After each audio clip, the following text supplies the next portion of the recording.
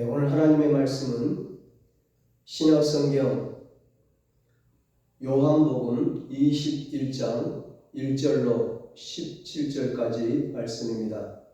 그리고 누가복음 22장 54절로 62절까지 말씀 같이 함께 나누겠습니다. 본문을 한번 읽고 말씀을 들으시면 감사하겠습니다. 이 시간 예배드리는 여러분에게 하나님께서 하늘문을 여시고 큰 은혜와 축복을 내려주시기를 주님의 이름으로 축복합니다. 오늘은 주님은 나를 끝까지 사랑하십니다. 이런 제목으로 함께 은혜를 나누겠습니다. 예수님께서 십자가를 지러 예루살렘으로 입성하실 때 많은 무리가 호산나 다윗의 자손이여 찬송하리로다 예수님을 열렬히 환영했습니다. 그러나 그들은 예수님을 진정으로 따르는 자들이 아니었습니다. 그들은 자신의 이익을 따라서 욕심을 따라서 언제든지 주님을 버릴 수 있는 사람들이었습니다. 그래서 한 주도 지나기 전에 주님을 십자가에 못 박으라고 아우성치는 겁니다. 그런데 더 충격적인 것은 예수님을 부인하고 배반하고 믿음에서 떠나는 이스라엘 백성들만이 아니고 예수님이 3년 동안이나 함께 하셨던 그 제자들도 예수님을 부인하고 배반을 한 겁니다. 예수님을 다 떠나가 버린 거예요. 심지어 가룟 유다는 은 30냥 돈에 눈이 멀어서 예수님을 팔아넘겼습니다. 심지어 예수님의 수제자라고 하는 베드로는 예수님을 3번이나 부인하고 배반하는 모습을 보게 됩니다. 참된 제자의 모습이 아닌 겁니다. 마태복음 16장에 보면 예수님께서 가이사랴 빌립보 지방에 가셨을 때 제자들에게 이렇게 질문하셨던 적이 있습니다. 사람들이 인자에 대해서 나에 대해서 무엇이라고 말하느냐? 그때 제자들이 대답합니다. 어떤 사람은 엘리야라고도 하고 어떤 사람은 세례 요한이라고도 하고 예레미야나 다른 선지자 중에 하나라고 하더이다. 그때 예수님께서 제자들에게 다시 묻습니다. 그래, 세상 사람들은 나를 그렇게 말한다 치자. 너희는 나를 누구라 하느냐? 그때 제자 중에서 대표격인 수제자 베드로가 이렇게 대답합니다. 주는 그리스도시요 살아계신 하나님의 아들이십니다. 여러분, 이런 신앙의 고백은 너무나 귀한 축복된 고백이었습니다. 주는 그리스도시요 살아계신 하나님의 아들이라고 고백한 것은 예수님 당신이 나의 구주가 되십니다. 이런 고백이죠. 하나님께서 구약에서부터 예언하셨던 그 메시아, 구원자, 인류를 구원할 그리고 나의 죄를 사하시고 구원해 주시는 그 그리스도가 예수님 당신이십니다. 하나님의 아들 메시아이십니다. 고백하는 겁니다. 이 고백을 받으시고 예수님이 너무 기뻐하시고 베드로를 칭찬하십니다. 바요나 시므나 베드로야 너가 복이 있도다. 이를 알게 한 것은 너의 혈육이 아니고 하늘에 계신 내 아버지 하나님이시다. 그리고 이 반석 위에 내 교회를 세우겠다 말씀하십니다. 이 반석, 바로 베드로가 한 그 신앙의 고백, 주는 그리스도시요 살아계신 하나님의 아들이라는 그 신앙의 고백 위에 그 터 위에 교회를 세우겠다 말씀하셨습니다. 여러분, 이 땅의 교회가 얼마나 많이 있습니까? 교회에 주신 축복이 얼마나 크며 교회에 주신 영광이 얼마나 대단합니까?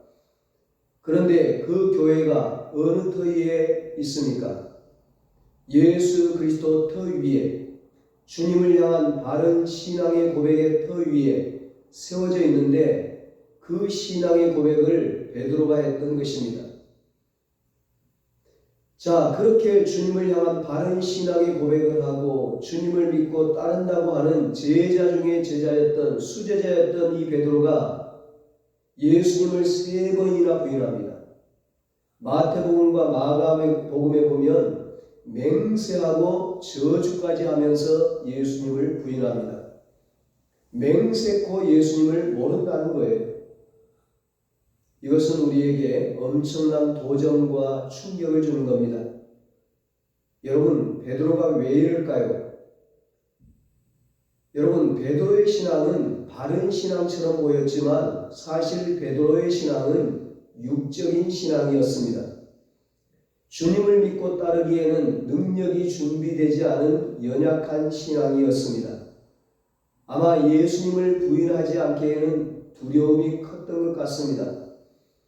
예수님이 체포당하시고 신문당하시고 그리고 십자가를 시위하여 그 길을 가시는데 내가 예수님과 함께하는 자고 내가 예수님의 제자라는 것이 드러나게 되면 자신도 해를 당할까 죽을까 아마 두려웠던 것 같습니다. 그래서 부인하는 겁니다. 누가복음 22장에 보면 한 여종이 묻습니다. 너도 그와 함께 다니던 자가 아니냐? 그랬더니 나는 아니라고 부인합니다. 조금 후에 또 다른 사람이 묻습니다. 너도 그의 도당이다. 너도 예수를 따르는 무리 중에 한 사람이 아니냐? 그러자 정색을 하면서 아니라는 거예요. 또 1시간쯤 있다가 또 한 사람이 묻는 겁니다. 너도 그와 함께 다니던 자가 아니냐? 이 사람아 무슨 말을 하는 거야? 나는 아니야. 화를 내면서 말합니다. 요한복음의 기록을 보면 너도 예수님의 제자가 아니냐 물을 때 나는 제자가 아니다. 대답하는 겁니다. 베드로는 예수님을 따르는 제자였지만 예수님의 제자가 아니라고 말하는 겁니다. 사복음서에 다 나와 있습니다. 여러분, 이 부분에서 우리가 분명하게 깨달을 수 있는 것은 참된 제자가 무엇인가를 우리가 알게 되는데 참된 주님의 제자로 살아가는 것은 불시에 검증과 증명이 된다는 겁니다. 여러분, 만약에 베드로에게 다른 제자나 어떤 성도 중에 믿는 사람 중에 한 명이 당신도 예수님의 제자냐, 당신도 예수님께 다녔냐, 그러면 아마 자신있게 대답했을 겁니다. 당연하지. 내가 주님과 함께하고 내가 주님 믿는 사람이고 내가 주님의 제자고 제자 중에 또 특별히 나는 또 특별한 인정을 받는 제자고 그렇게 당당하게 대답했을 텐데 문제는 제자나 성도 중에 한 사람이 묻는 것이 아니라 세상 사람 중에 한 사람이 묻는 겁니다. 이런 참된 제자로 살아간다는 것은 어느 때에든지 누구 앞에서든지 그 신앙의 고백이 동일해야 된다는 겁니다. 베드로가 예수님 앞에서 했던 신앙의 고백이 그런 고백이나 제자들 앞에서 했던 고백이나 여종 앞에서 하는 고백이든 권력자 앞에서 하는 고백이든 불신자 앞에서 하는 고백이든 주는 그리스도시요 살아계신 하나님의 아들이라고 하는 나는 주님을 믿습니다. 나는 주님을 따릅니다. 나는 주님과 함께하는 자입니다. 이런 동일한 신앙 고백이 있는 자가 참된 주님의 제자라는 겁니다. 베드로는 가이사라 빌립보 지역에서만 신앙 고백하는 것이 아닙니다. 예수님과 함께 있을 때만 신앙 고백하는 것이 아닙니다. 예루살렘 성전 안에서만 고백 아닙니다. 예수님이 붙잡혀 있는 대제사장 뜰에서도 핍박자들 앞에서도 권력자들 앞에서도 믿지 않는 자들 앞에서도 고백할 수 있어야 되는 겁니다.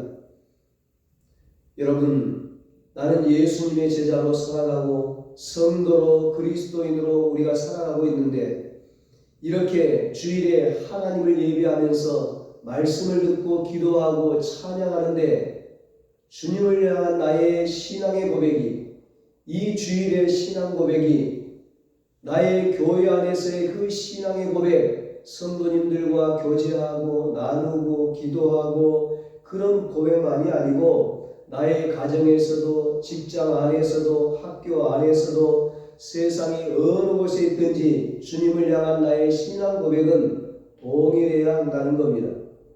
그것이 주님을 향한 참된 신앙 고백이요 참된 제자로서의 삶인 것입니다. 자, 그런데 베드로가 이렇게 주님을 3번 부인하고 배반을 하는데 그 전조 증상이 누가복음 22장 54절에 보면 나와 있어요. 거기에 예수님께서 붙잡혀 대제사장의 집으로 들어가실 때에 베드로가 예수님을 어떻게 따라갔다고 나와 있습니까?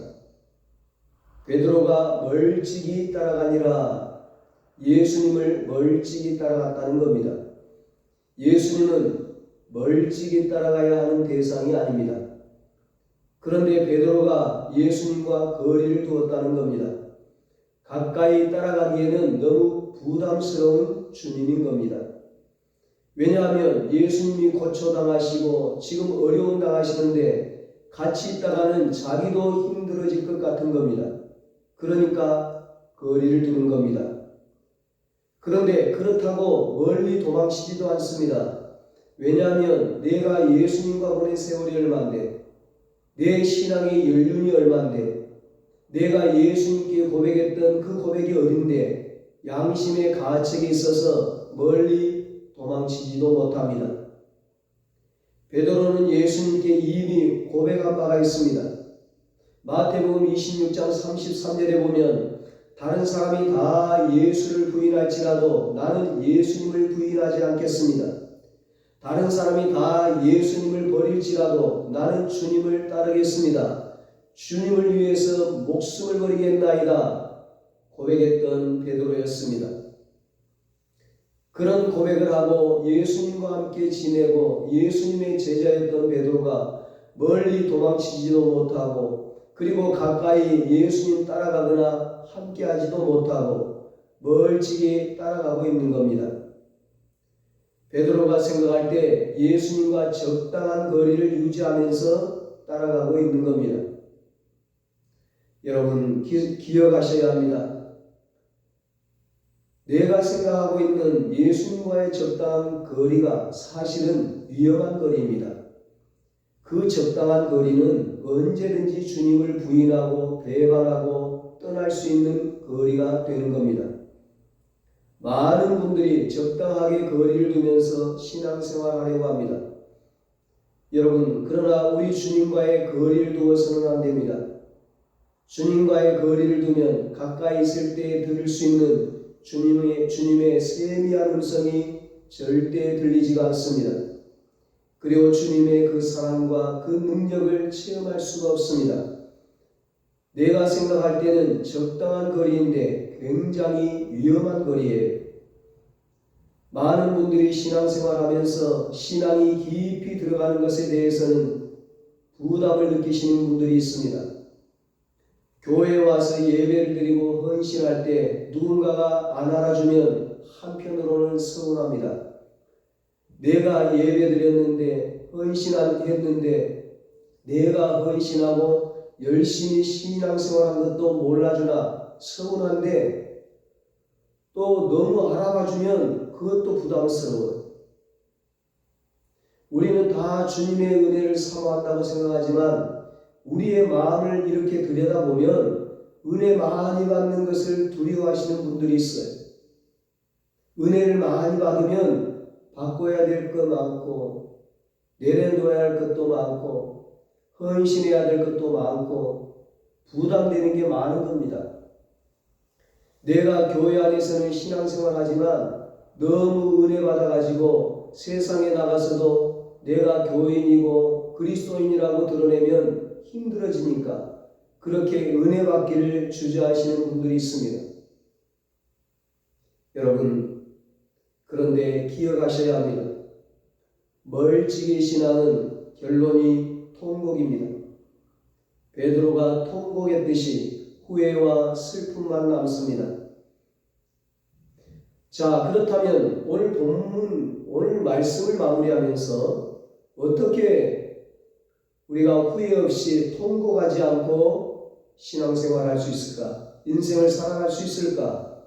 어떻게 예수님 부인하지 않고 배반하지 않고 멀찍이 신앙이 아니고 동일한 신앙의 고백을 가지고 끝까지 주님의 기쁨이 되는 승리하는 참된 제자로 살아갈 수가 있을까?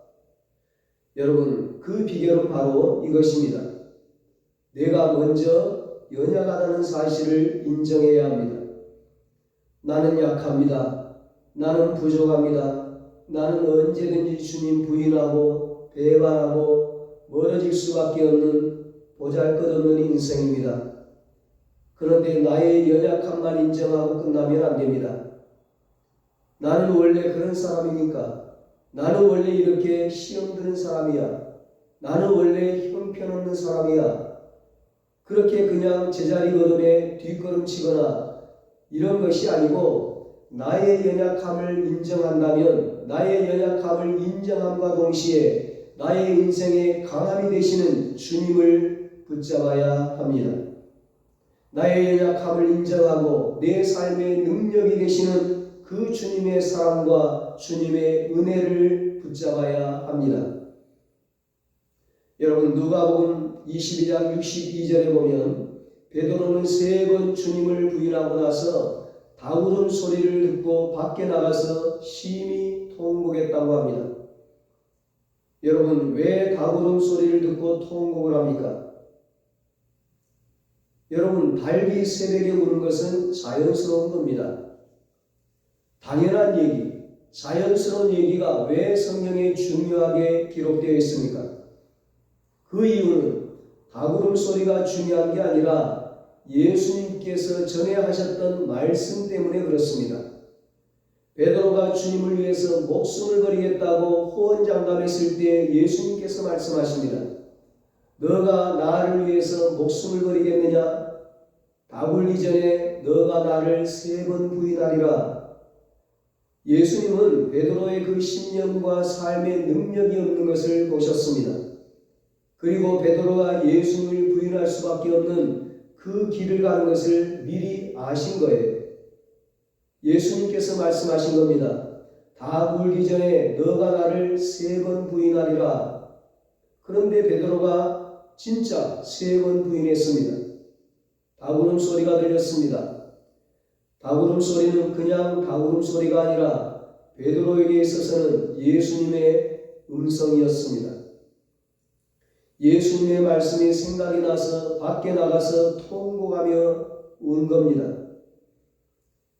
여러분, 이때 베드로는 그 삶이 다 깨어진 겁니다. 통곡하면서 자신의 망가진 모습, 자신의 수치스러운 모습, 자신의 연약한 모습이 적나라하게 다 드러난 것입니다. 베드로는 깨달았을 겁니다. 나의 힘 가지고는 예수님 따라갈 수 없구나. 내 능력 가지고는 주님의 제자답게 살 수가 없구나. 내 힘 가지고는 믿음 가질 수가 없구나. 구원을 받을 수가 없구나. 천국 갈 수 없구나. 자신의 연약함을 처절하게 깨달았을 겁니다. 베드로는 자신을 과신했던 것 같습니다. 과신하지 말고 주님의 사랑과 주님의 능력을 덧입었어야 되는데, 여러분, 교만은 패망의 선봉이라고 했습니다. 내가 할 수 있다고 생각을 하면 기도하지도 않습니다. 예수님은 겟세마네 동산에서 하나님의 능력을 구하면서 나의 원대로가 아니라 아버지의 원대로 되기를 원하나이다. 그렇게 간절히 땀방울이 핏방울이 되도록 기도하셨는데 베드로는 기도도 안 합니다. 내가 할 수 있는데, 내가 주님 끝까지 따라갈 수 있는데, 목숨까지도 버릴 수 있는데 내가 뭐하러 기도합니까? 능력이 필요 없는데, 내가 능력을 다 가지고 있는데, 그렇게 교만했던 이 베드로가 다구름 소리를 들으면서 완전히 깨어지는 겁니다. 여러분, 다구름 소리는 베드로만 듣는 것이 아니라 우리도 들어야 합니다. 주님의 음성이 들려져야 합니다. 나의 힘으로 할 수 있는 것이 아니구나. 내가 대단한 것이 아니구나.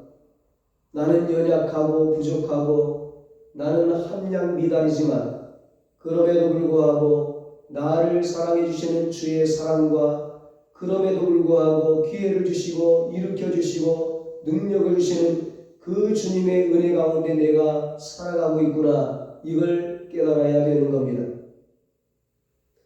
여러분, 사복음서 전부 다 이 베드로가 예수님을 부인하는 장면이 다 나와 있는데 여러분 무엇을 깨닫게 됩니까?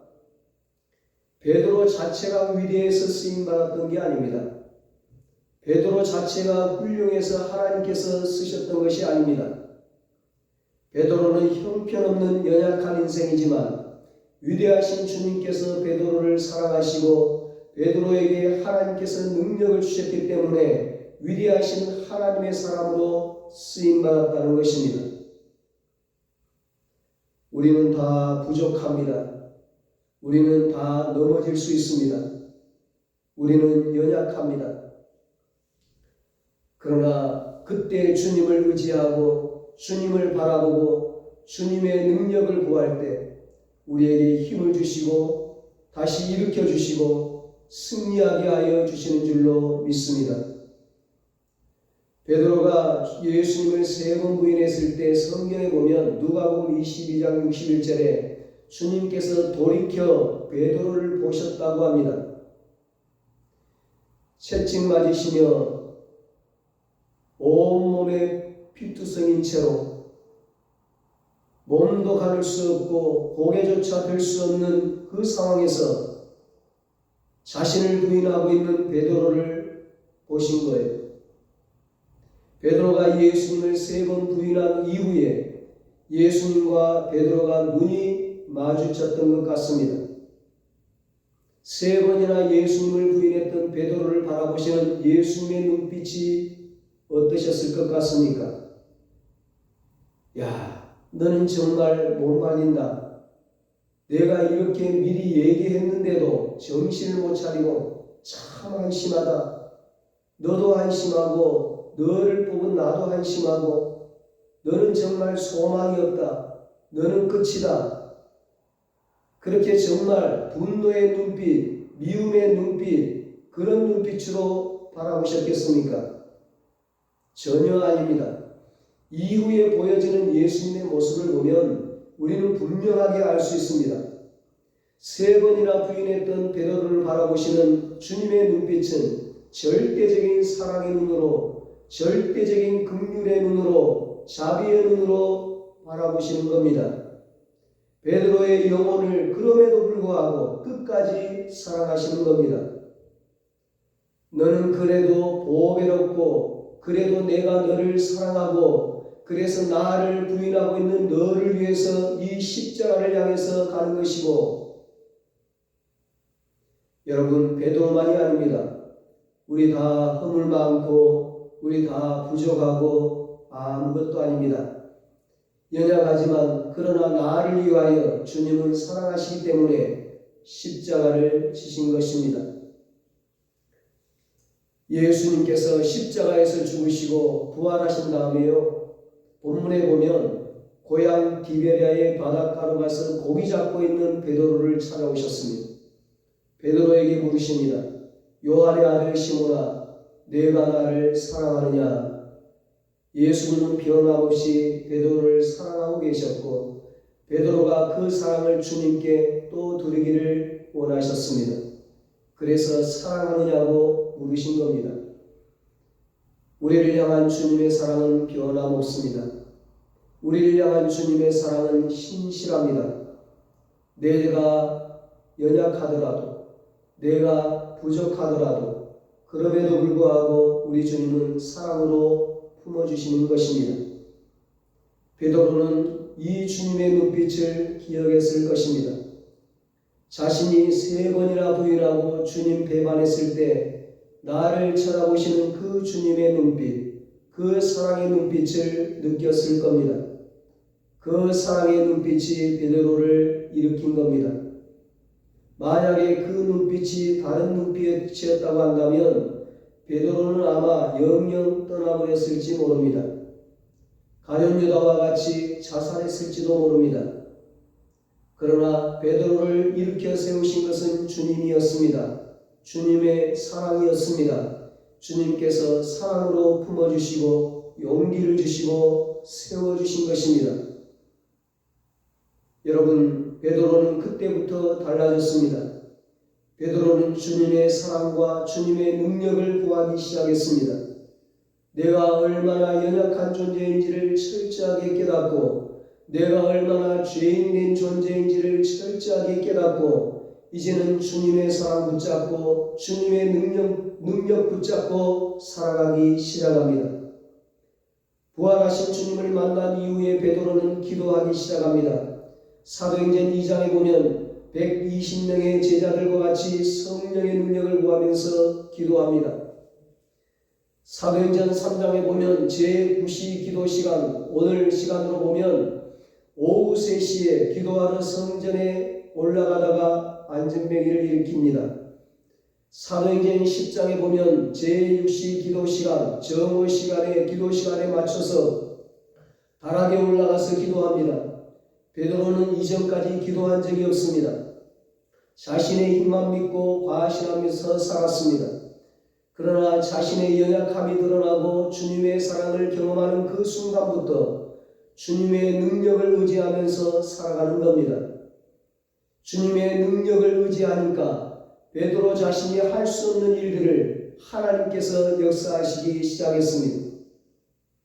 베드로가 강함 되시는 주님 의지하고 성령의 능력을 힘입었을 때 기도하고 말씀을 전할 때마다 귀신이 떠나가고 병든 자들이 나았고 내일 내가 죽을지도 모르는 감옥 안에 있는데도 편안하게 주무시던 분이 베드로입니다.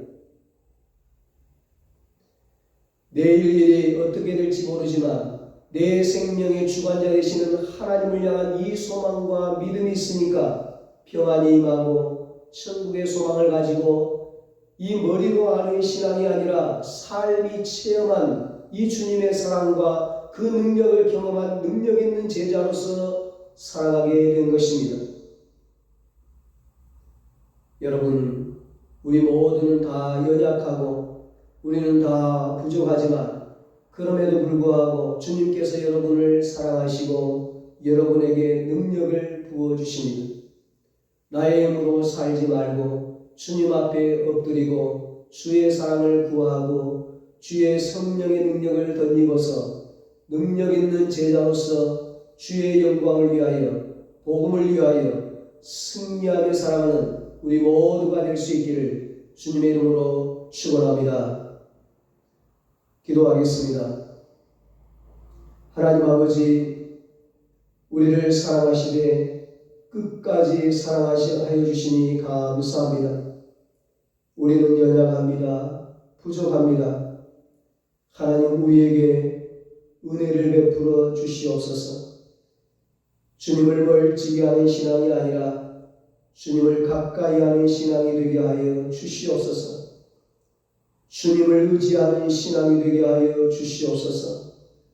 강함 되신 주님 붙잡는 신앙으로 끝까지 주님을 따라가게 하시고 주님께 귀하게 쓰임받게 하여 주시옵소서.